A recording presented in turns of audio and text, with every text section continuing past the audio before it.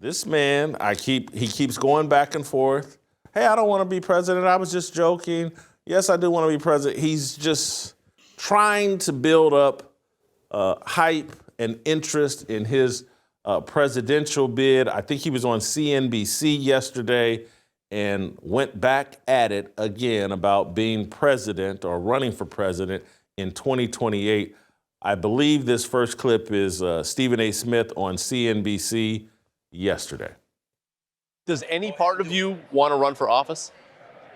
I wouldn't say that. I mean, the one thing I don't want to do is run for office. I wouldn't mind being in office, but running for it is a problem.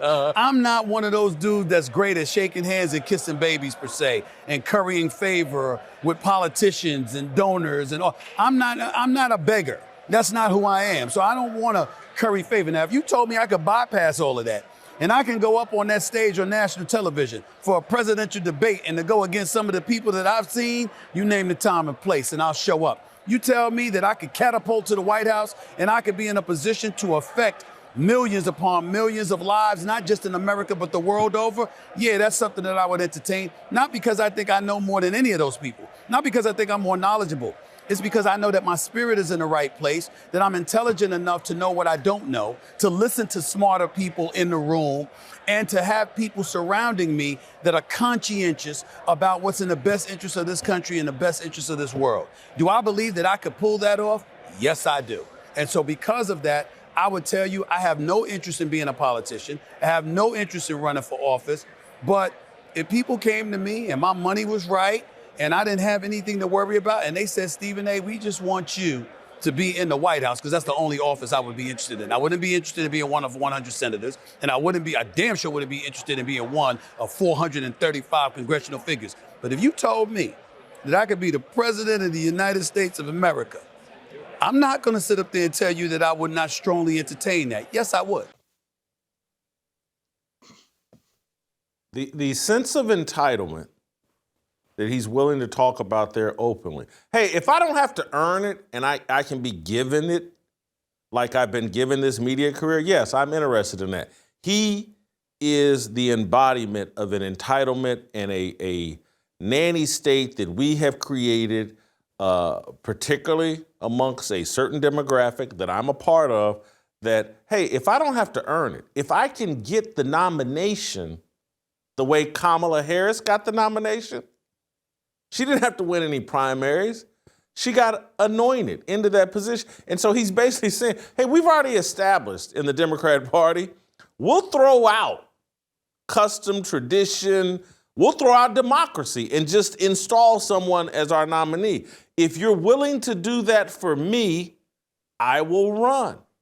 It's an amazing, bold, lack of self-awareness, and just it's what the Democrats have established among Stephen A. Smith, many black people. There's an entire, hey, I don't have to be qualified.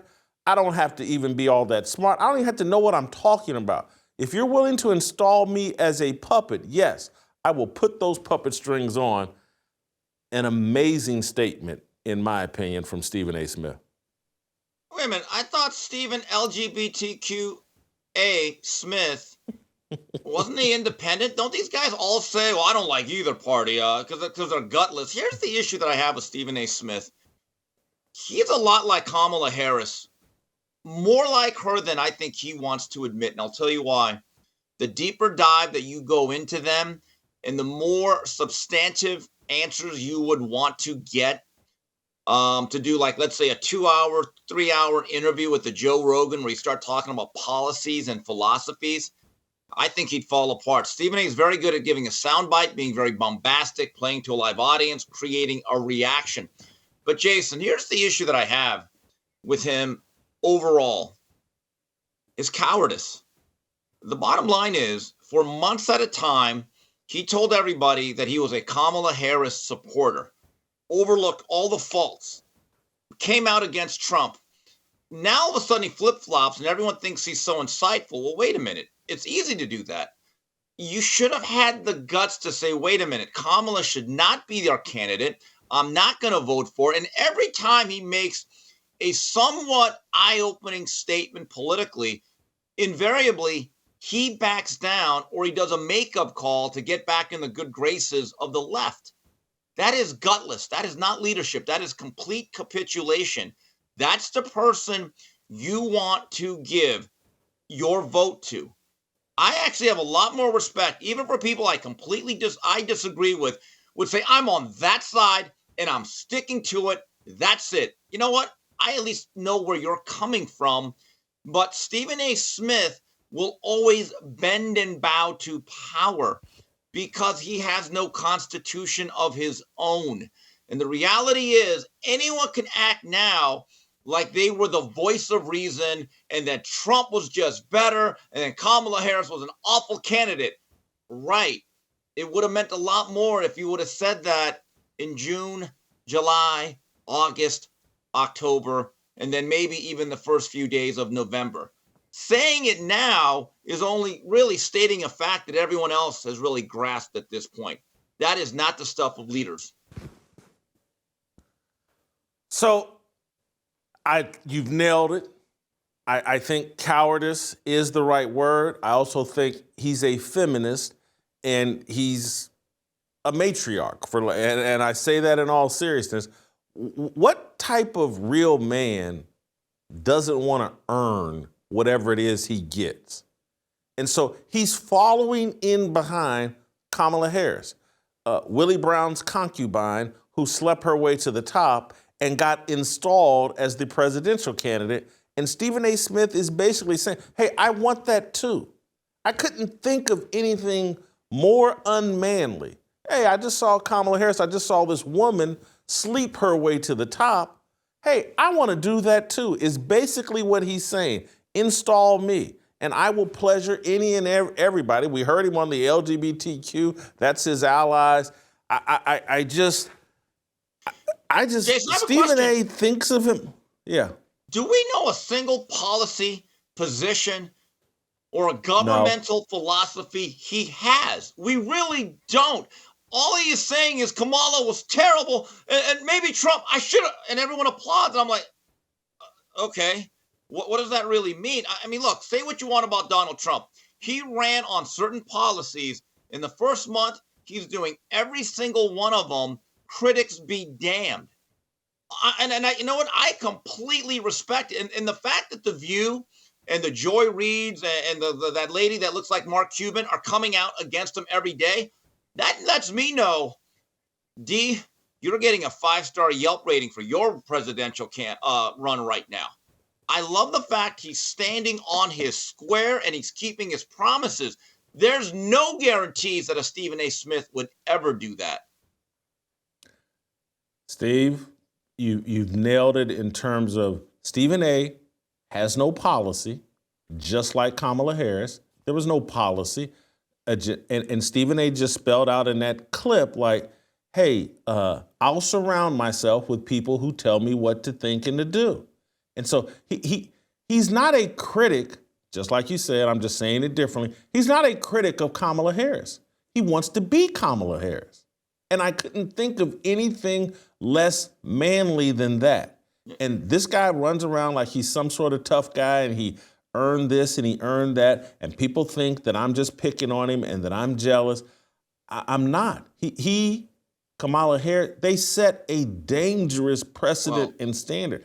Everything about Stephen A. Smith is fraudulent, all the way back to his high school basketball career, his college basketball career. He's been installed in the media.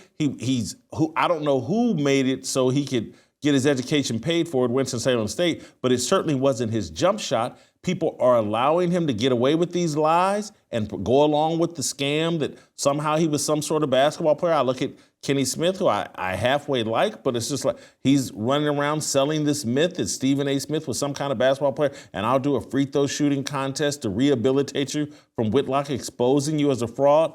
Stephen A. Smith makes my skin crawl.